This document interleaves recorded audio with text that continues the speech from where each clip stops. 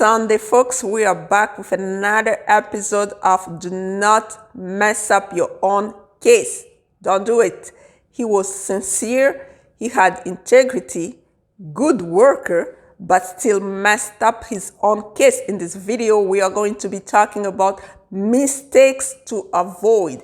Mistakes to avoid when you are in removal proceedings. Bijoux Ngwanda here, immigration lawyer in the DC metropolitan area. If you're new to my channel, please go ahead and subscribe. If you're not new, welcome back. Thank you for subscribing. And please do not forget to hit the notification bell so you don't miss out on anything. If you enjoy the content, you know what to do. You go ahead and share, like, and don't forget to comment below. Also, please follow me on all platforms. We have TikTok, Instagram, Facebook page, and Facebook group. Let's get right into the subject. The guy was sincere, good worker. You gotta be more than good worker. You gotta be more than sincere. You gotta have specialized knowledge in immigration. That's why we say that if you need a consultation, again, consultation link is in the description box below. Listen, please, carefully to this story. Client into the U.S. with J1/J2 visa, okay? Well, J1 visa is for the principal, J2 is for the dependent. Client was the principal, J1 visa. He entered the United States with J1 visa. When the program ended, the client applied for asylum, okay? He went to USCIS, asylum got denied, case was referred to immigration court. While at the immigration court, removal proceedings, client defended his immigration petition in court. Again, it got denied because the judge said that while the conditions of the country are good, you can still go back. We don't believe that you have a credible fear of persecution because it's the same government that sent you to this program here. I don't think the government will persecute you. Remember those people who get in the U.S. with J1 or J2 visas, sometimes they come because of the program of the government of their country in conjunction with this government here, right? That's one way to get that J1 visa.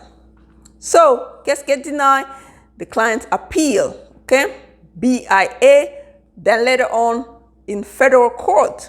While again, BIA, federal judges, while they maintain the decision of the immigration judge. So client was stuck. In the meantime, because client was married, the wife stayed back home and the wife actually get her green card through diversity lottery, okay? The wife gets here while client, because the client was married to his wife, the wife gets here with their children, and the wife, 5 years later, the wife became a U.S. citizen. The wife then petitioned for the client. Client went ahead and applied for adjustment of status. Big mistake, okay? Why? Because while you are in removal proceedings, we talked about it yesterday, remember? When you're in removal proceeding, the general rule says that USCIS does not have jurisdiction over your I-485 petition for the green card. So, of course, the case got denied for lack of jurisdiction. Well, guess what? Now the case, the client has that order of removal. Well, of course, he does not really have that order of removal. He has like stay of removal. Basically, they are withholding removal, right? So now the client, again, went ahead on his own, right? So went ahead and applied for motion to reopen a case and serve ICE. Well, remember, if you have been ordered removed long time ago, okay? And you're trying to apply for a motion to reopen a case so you can terminate removal proceedings, you have to join motion. DHS join the motion because timeline, okay? 90 days is the general rule. Unless you're reopening this case or you're filing this motion to reopen based on change conditions in the country, right? Change conditions in the country, well, then there's no deadline. But if you just want to reopen because you want to adjust status with USCIS based on change of your own circumstances because you got married to a US citizen, well, you got to join motion. This client went ahead and apply just like that without joining ICE. They just serve ICE. Well, the case is, well, ICE is just going to take and put it right there because you didn't follow procedures, okay? In the meantime, in the middle of all that, client decided to apply for cancellation of removal and send the application, follow the rules, the procedure, and send the application. Well, another mistake. You do not apply for cancellation of removal after you have been ordered removed. You apply for cancellation of removal when the case is still open with the court because it's the judge who has to decide on the case, the immigration judge, who has to decide on the cancellation of removal petition. And you apply for cancellation of removal when your case is open, pending with immigration court. Not to mention, you have to meet the requirement. 10-year continuous physical presence, be a person of good moral and character. Then you have to show extreme and unusual hardship. And you must have entered with a visa that is acceptable for cancellation of removal. This client, remember, he entered with J1/J2. Well, you cannot apply for cancellation of removal because J1 and J2, they're not qualified for those type of petitions. That's just one thing, right? First of all, J1, you cannot apply, or J2, you cannot apply for cancellation of removal. Not to mention, you cannot apply for cancellation of removal after you have been ordered removed. Another mistake, because now you're just wasting time putting a lot of application in at the USCIS or at the immigration court that they're just going to put it there in the back of it. They're just like looking at it like, really, this guy? So yeah, it doesn't work like that. Now, even with let's say this client, right, follow proper procedure and join motion with ICE to reopen the case and terminate removal proceedings. Let's say it worked. Well, when you go to apply for adjustment of status, because this client entered with J1 visa, they have to meet the 2-year requirements, meaning that they have to ask for a waiver and hope that the waiver gets granted.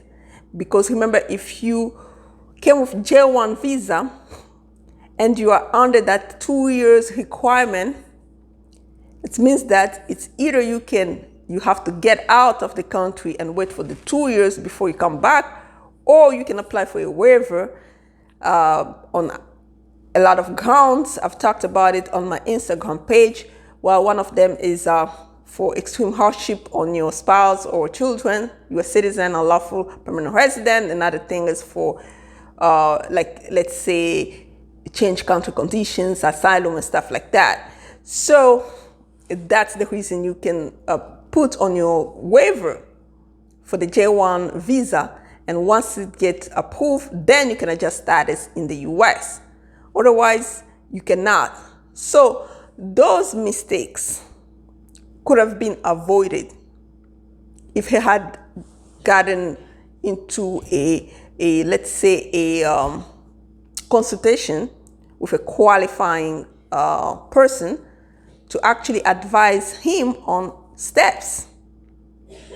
But let's go over those steps, right?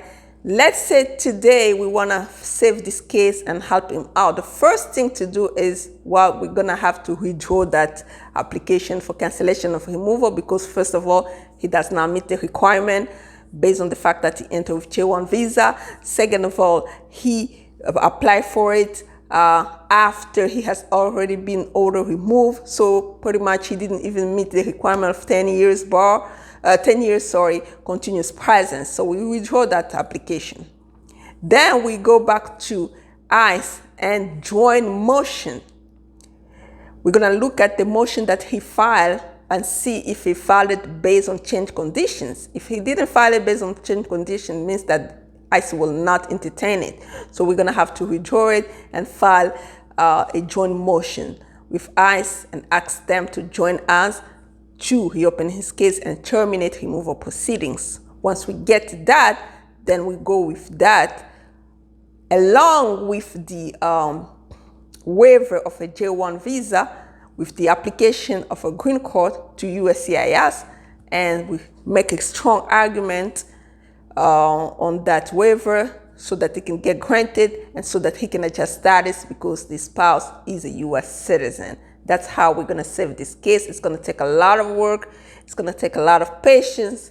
It's going to take a lot of things. But let's say that he was basically, let's say that he applied for a motion to reopen a case based on changed circumstances. But remember that that motion went to BIA because that was the last people who hear his case. Well, right now BIA processing time is taking longer than expected. People with those petitions or motions or appeals have been waiting for more than 5 years now. I have somebody who has been waiting for since 2018 and 17. So yeah, good luck with that. It's going to take a lot of time, but this could have been avoided. Now, the person, sincere, with integrity, good worker, gotta be more than good worker, but still has to wait, delay his own process, immigration process. And mind you, if you've been here for more than 20 years, at some point you just want to get out and do some other things outside of this country, but now you're stuck. Don't be that person. Remember, don't be that person. If you need a consultation, again, consultation link is in the description box. Let us help you.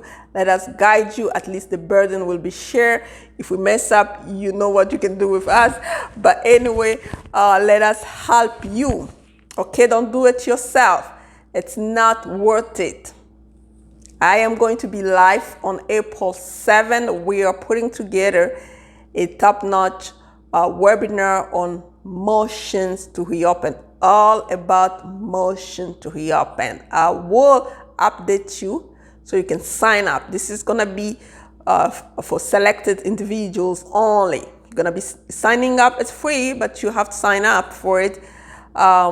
Early March, I'll put my advertisement there, and we're going to be live and we're going to do that webinar. Okay? Until next time, bye-bye.